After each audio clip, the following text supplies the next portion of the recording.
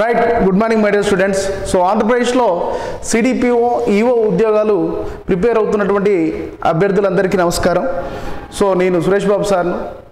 So CDPO exam ప్రిపరేషన్లో ఉండేటువంటి వారికి మనకు గత 2 నెలల కింద మనకు ఒక అప్డేట్ రావడం జరిగింది. ఏంటా అప్డేట్ అంటే మనకు ప్రతి సంవత్సరం నిర్వహించేటువంటి అంటే ప్రతి నోటిఫికేషన్లో ఇచ్చేటువంటి బోర్డు ఏదిందంటే అది ఆంధ్రప్రదేశ్ పబ్లిక్ సర్వీస్ కమిషన్.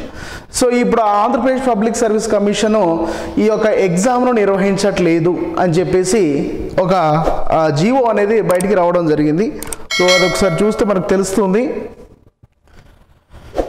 ఒకసారి బోర్డు వైపు చూస్తే మీకు తెలుస్తుంది ఏంటి అంటే ఇక్కడ in the reference of the 4th read above, Director of the Women Development and Children Development కి సంబంధించిన department CDPO and Supervisor earlier effective implementation of the monitoring activities grassroots level CDPOs and Supervisors అంటే ICDS పథకాన్ని ఇక్కడ అమలు చేసేటువంటి విషయంలో ప్రధాన ఇక్కడ ఆఫీసర్స్గా ఉండేటువంటి సిడిపిఓ కానీ ఎక్స్టెన్షన్ ఆఫీసర్ కానీ అనుబంధంగా ఉండేటువంటి అన్ని గ్రేడ్కి సంబంధించినటువంటి వారు ఎవరైతే ఉన్నారో సో వారందరూ ఇంత మునుపు రిక్రూట్మెంట్ విధానం ఏదైతే ఉందో ఆ recruitment filling of the vacant పోస్టులు అనేవి ఇక్కడ ఏపీపీఎస్సి నుంచి ఏపీఎంఎస్ఆర్బికి ట్రాన్స్ఫర్ చేస్తున్నట్టుగా ఈ జీవో అనేది రిలీజ్ కావడం జరిగింది. సో దాంట్లో అనేక రకాల పోస్టులు ఉన్నాయని మనకు తెలుసు. So child development project officer, assistant child development ఏసీడిపిఓ అంటారు.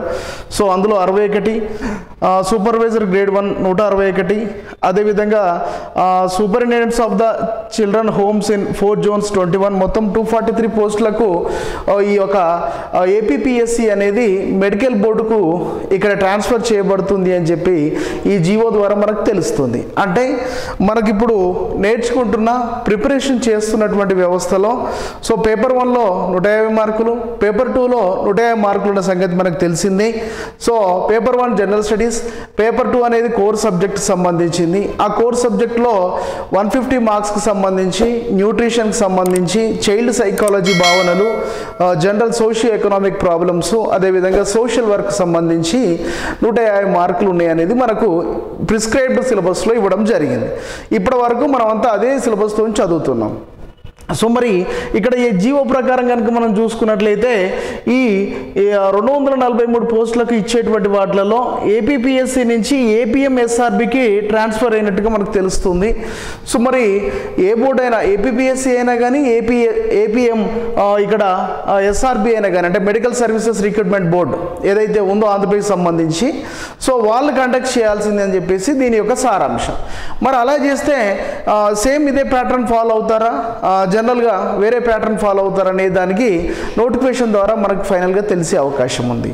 అదేవిధంగా ఎక్కువ మొత్తంలో ప్రిపరేషన్ చేసుకున్నటువంటి వ్యక్తులు బాగా గమనించాల్సిన విషయం ఏంటంటే ఏపీపీఎస్సి పెట్టినా బోర్డు పెట్టినా కానీ సిలబస్లో స్వల్ప మార్పులే ఉంటాయి తప్పించి సిలబస్ను తొలగించడం కుదరదు.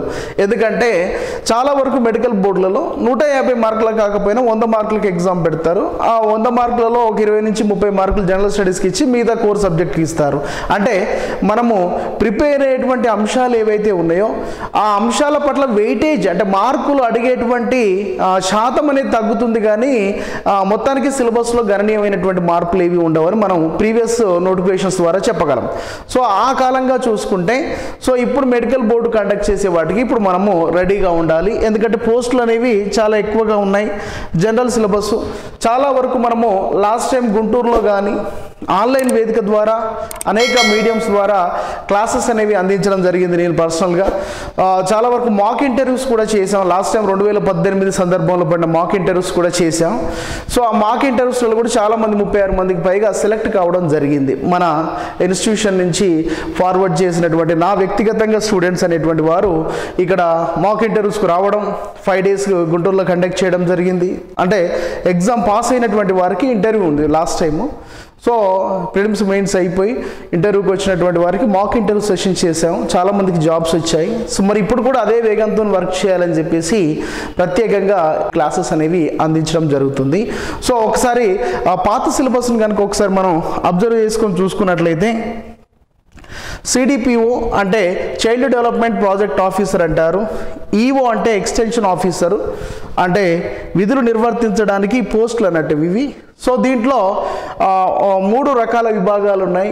సో న్యూట్రిషన్కి సంబంధించి, చైల్డ్ సైకాలజీకి సంబంధించి, అదేవిధంగా మనకి ఇక్కడ సోషల్ వర్క్కి సంబంధించినటువంటి చాలా భావనలు ఇందులో ఉన్నాయి. సో వాటిలో కనుక చూసుకుంటే న్యూట్రిషన్లో మనకు 5 ప్రధాన యూనిట్లు అనేవి ఉన్నాయి. సో ఈ 5 ప్రధాన యూనిట్లు మనం చదువుకోవాల్సి ఉంటుంది. అదే సెక్షన్ 2లో అయితే మనకు శిశు వికాసం ఉంది, చైల్డ్ సైకాలజీ, సో బాల్వాడీలు, క్రెచెస్, అదేవిధంగా సోషియో ఎకనామిక్ ప్రాబ్లమ్స్ అనేవి ఇక్కడ ఇవ్వడం జరిగింది. సో వాటితో పాటు చూసుకుంటే మనకు ఎస్పెషల్గా మన టాపిక్ వచ్చేసినట్లయితే సంఘ సంక్షేమ శాస్త్రం అని చెప్పేసి సోషల్ వర్కర్ ఉంది. సో దాంట్లో సంఘ సంక్షేమ శాస్త్రం యొక్క భావన, పరిధి మరియు స్వభావము, సామాజిక సంక్షేమము, సామాజిక సేవ అంటే ఏమిటి, సామాజిక సంస్కరణలు మరియు సామాజిక చర్యలు అనే పదాల యొక్క నిర్వచనం అనేది ఫస్ట్ యూనిట్గా ఇక్కడ పెట్టడం జరిగింది. సో అదేవిధంగా చూసుకున్నట్లయితే రెండవ యూనిట్ అయితే భారతదేశంలో సంఘ సంక్షేమ శాస్త్రము మరియు ప్రపంచంలో కూడా ఉండేటువంటి సోషల్ వర్క్ సంబంధించినటువంటి పూర్తి స్థాయి, అంటే ఇంగ్లాండ్లో సంఘ సంక్షేమం ఎట్లా జరిగింది, అదేవిధంగా అమెరికాలో ఎప్పుడు స్టార్ట్ చేశారు, మేరీ రిచ్మండ్ ఎవరు అనేటువంటి ప్రశ్నలు అనేవి ఈ విభాగంలో మనం తయారు చేసుకోవాలి, డిస్కస్ చేయాలి. మూడవ దానికైతే సో మెథడ్స్ ఉన్నాయండి.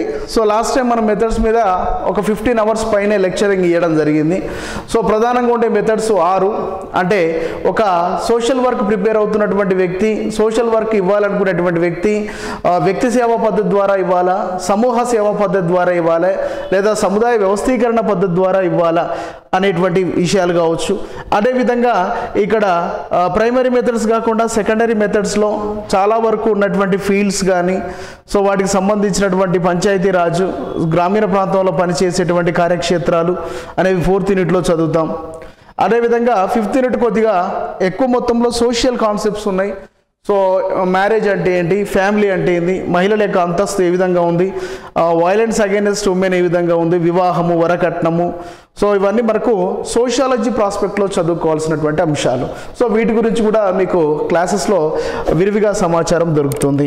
అదేవిధంగా లాస్ట్ ఆంధ్రప్రదేశ్ మహిళా సంక్షేమ మంత్రిత్వ శాఖ సంస్థ విధులు కార్యక్రమాలు అని చెప్పేసి ఇవ్వడం జరిగింది. ఈ సిలబస్కు సంబంధించి సో పూర్తి స్థాయి ఒక వీడియో ఆల్రెడీ మీకు ముందే అప్లోడ్ చేయడం జరిగింది, అది చూసుకోండి. సో ఇక్కడ బేస్కి ఏంటి అంటే క్లాస్ అనేది స్టార్ట్ కావడానికంటే ముందు ఒకసారి సిలబస్ చూడాలని చెప్తున్నాను.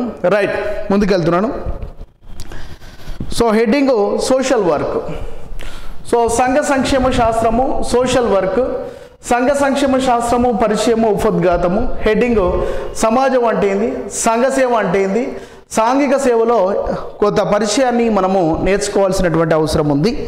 అదేవిధంగా ఈ సంఘ సంక్షేమ శాస్త్రాన్ని మనం ఎందుకు చదవాలి, ఏ ఫ్యాక్టర్స్ దీన్ని బాగా ప్రభావితం చేస్తున్నాయి, అంటే ఒక సొసైటీలో మనం జీవనం కొనసాగిస్తున్నప్పుడు, ఒక సమాజంలో జీవనం కొనసాగిస్తున్నప్పుడు ఎలాంటి ఫ్యాక్టర్స్ మనల్ని ప్రభావితం చేస్తాయి. సో సర్వీస్ అంటే ఏంది, సోషల్ సర్వీస్ అంటే ఏంది, సోషల్ వర్క్ అంటే ఏంది అనేది ఫస్ట్ తెలుసుకోవాలి. చాలా వరకు సోషియాలజీలో పీజీ చేసినటువంటి వారికి ఇది చాలా పెద్ద డౌటు. పోనీ సోషల్ వర్కే చేసినామని చెప్పేటువంటి వారికి ఇంకా పెద్ద డౌటు. ఎందుకంటే మన ఎగ్జామ్ అనేది 3 విభాగాల నుంచి వచ్చిన వాళ్ళు మాత్రమే రాయడానికి అవకాశం ఉంది. ఏది, సోషల్ వర్క్ నుంచి వచ్చిన వాళ్ళు రాయాలి, సోషియాలజీ నుంచి వచ్చినటువంటి వాళ్ళు రాయొచ్చు, లేదా చైల్డ్ డెవలప్మెంట్కి సంబంధించినటువంటి హోమ్ సైన్స్ చేసినటువంటి వాళ్ళు రాయొచ్చు. వీళ్ళు ముగ్గురికి ఏంది అంటే ఈ ముగ్గురిట్లో సోషల్ వర్క్ చేసినటువంటి వారికి కొంతవరకు ఉంటుంది. మరి సోషియాలజీను హోమ్ సైన్స్ చేసినటువంటి వారికి ఏంటి అంటే సోషల్ వర్క్ అంటే కామన్గా మనం రోడ్డు మీద వెళ్తుంటే ఒక ట్యాప్ ఓపెన్ అయింది, మున్సిపల్ ట్యాప్, పోయి బంద్ చేసినాం, అది సోషల్ వర్క్. లేదా ఒక గుడి ముందు ఒక బిచ్చగాడు ఉన్నాడు, అయ్యా నాకు భిక్ష వేయండి అంటే ఒక 10 రూపాయలు తీసేసాం, అదే సోషల్ వర్క్, అంతే అని చెప్పేసి చాలా వరకు ఉంటుంది. సో బేసికల్గా సోషల్ వర్క్ అనేది ఒక ప్రొఫెషనల్ స్టడీ అని మీరు ఈ లెసన్స్ ద్వారా తెలుసుకుంటారు. అంటే ఒక వృత్తిపరమైనటువంటి విద్య. అంటే మరి ఇందాక చెప్పారు కదా సార్ అని అంటే, ఇందాక చెప్పింది ఏంటి అంటే మానవతా దృక్పథం, హ్యుమానిటేషన్ బ్యాక్గ్రౌండ్లో ఉండేటువంటి ఒక పాయింట్ ఆఫ్ వ్యూలో ఒక వ్యక్తి మరొక వ్యక్తి జీవించడానికి ఉపయోగపడతాడు. మానవ సేవే మాధవ సేవ అని చెప్పి మహాత్మా గాంధీ గారు చెప్పారు. అంటే మనుషుల్ని పూజిస్తే పరమాత్ముని పూజించినట్టే, పరుల సేవే పరమాత్ముని సేవ అని చెప్పారు. అశోకుడుకు రోడ్డుకి ఇరువైపులా చెట్లు నాటిచ్చాడు.